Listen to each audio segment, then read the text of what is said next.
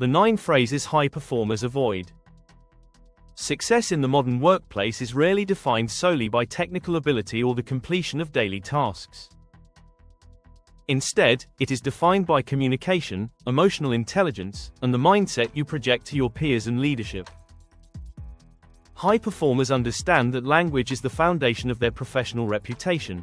The words they choose can either signal insecurity and passivity or establish authority and reliability. By consciously auditing the language you use, you can transition from being viewed as a mere task executor to being seen as a strategic partner who is essential to the organization's success. Below is a deep dive into 9 common phrases that inadvertently hold professionals back, and the high-impact alternatives that will elevate your professional presence. 1. That's not my job. When you utter this phrase, you are immediately constructing a wall between yourself and your team. While it may be technically true that a request falls outside your current job description, phrasing it this way signals a lack of team spirit and an unwillingness to contribute to the broader success of the company. High performers know that business goals are fluid and require collective effort. Instead of shutting down the conversation, shift the focus toward the objective. By saying, "While this falls outside my current scope, I want to ensure we hit our goal. Let's look at who is best positioned to handle this," or "let me help you find the right resource," you transform yourself from a blocker into a facilitator. This approach demonstrates leadership and a commitment to results that exceed the boundaries of your specific role. 2. I'll try to get it done. The word try is one of the most dangerous words in a professional vocabulary because it creates an inherent safety net for failure. It introduces ambiguity and allows for the possibility of non-completion before the work has even begun. High performers do not try, they commit, plan, and execute.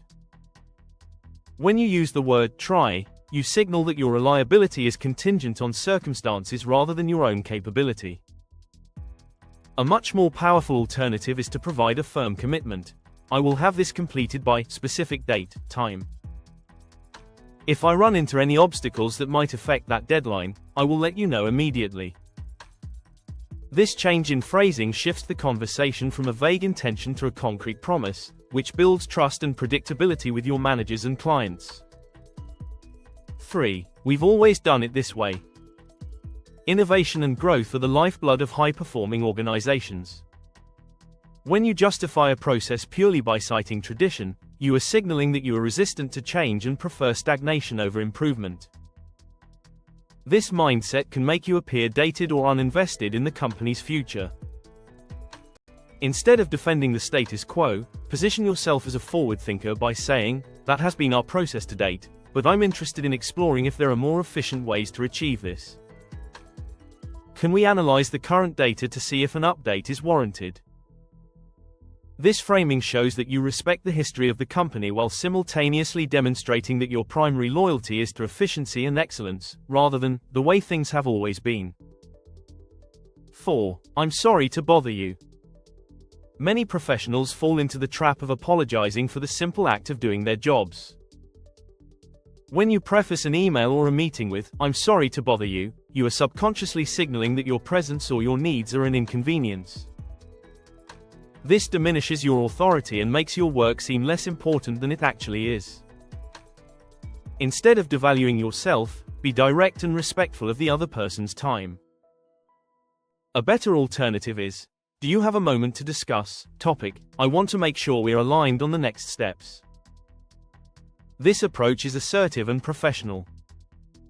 It respects the recipient's schedule without starting from a position of supplication, allowing you to get the answers you need with more confidence.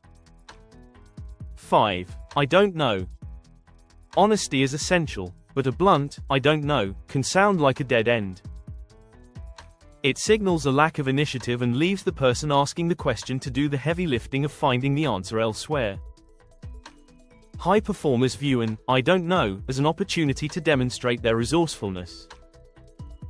Instead of stopping the conversation, try saying, "That is a great question.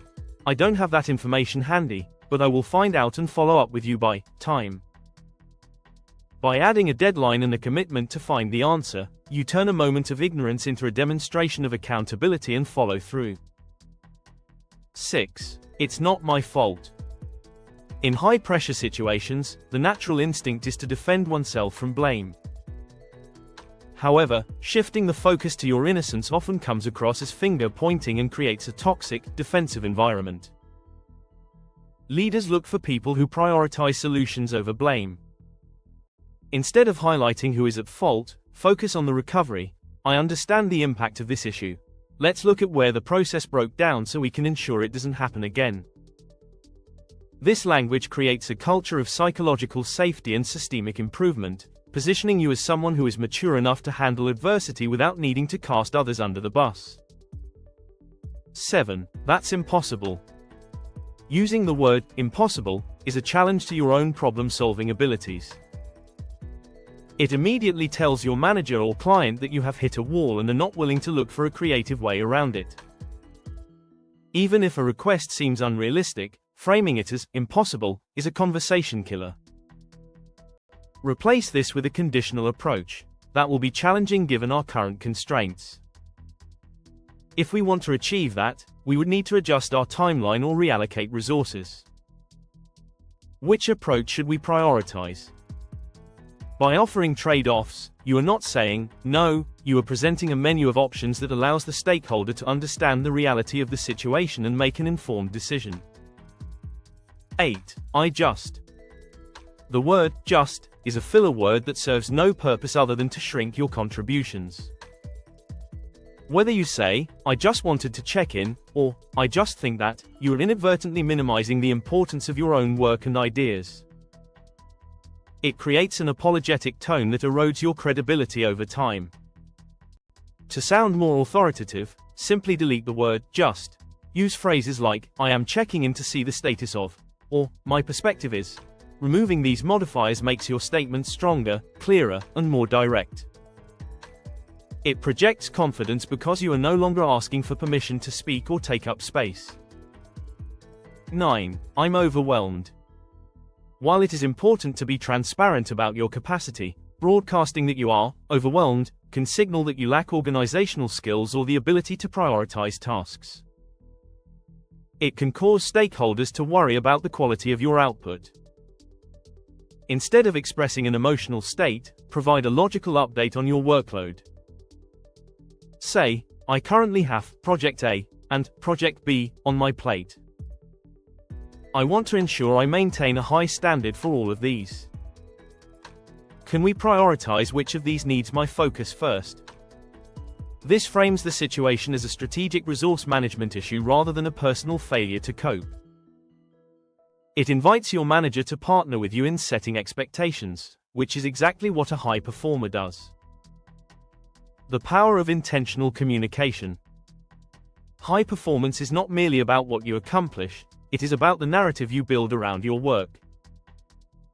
By refining your language and eliminating these 9 phrases, you begin to change how others perceive your value. You project a sense of calm, competence, and proactivity that is rare and highly sought after in the workplace. Remember that language is a habit. Start by identifying one phrase from this list that you use most often and commit to swapping it out for a week. As you begin to master your communication, you will find that not only do your colleagues view you differently, but you will also approach your own work with a more empowered, strategic mindset. Start upgrading your communication today and notice the difference in how people respond to you. If you found these tips helpful, please hit the like button and subscribe to the channel for more career growth strategies. Don't forget to turn on notifications so you never miss an update. See you in the next one.